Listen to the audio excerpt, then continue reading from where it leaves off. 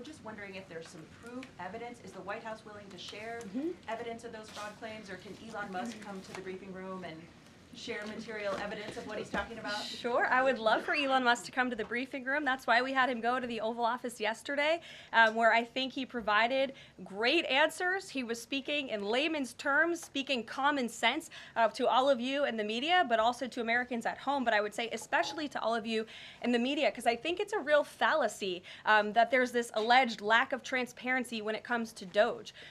President Trump and Elon Musk have been incredibly transparent on what Doge is doing.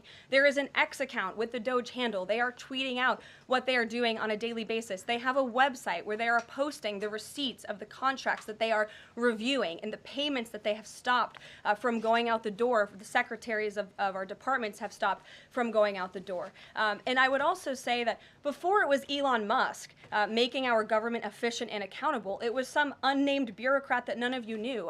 Elon Musk is the richest man in the world. He's also now one of the most highly scrutinized men in the world alongside President Trump because of what he's doing and the access that he is allowing. So there's great transparency.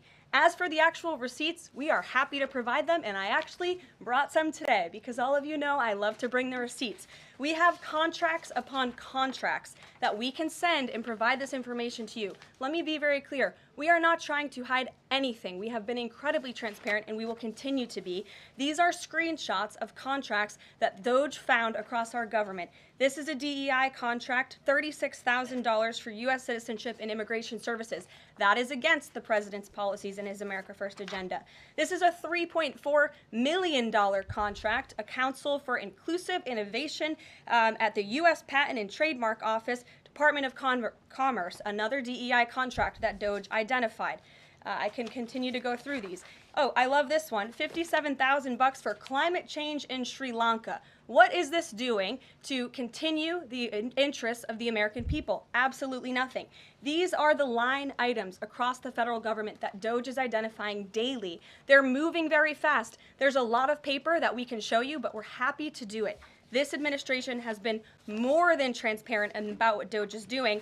And here's one of their tweets that they posted about the mine. I believe this is in Pennsylvania, where the federal employee retirement system is being processed. Did anybody know this was even happening in our country before Elon Musk talked about it in the Oval Office yesterday?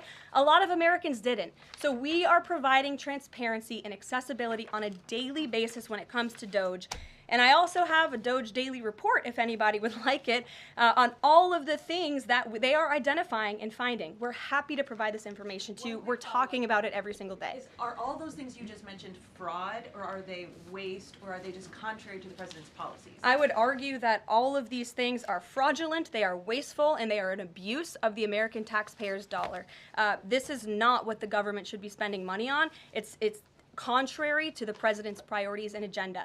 And again, we can continue to provide you the receipts for all of the fraud, waste, and abuse. And if anybody in here wants to argue that the federal government is not fraudulent in some capacity, be my guest, because I think the American people watching at home would beg to differ. Caroline. Mary.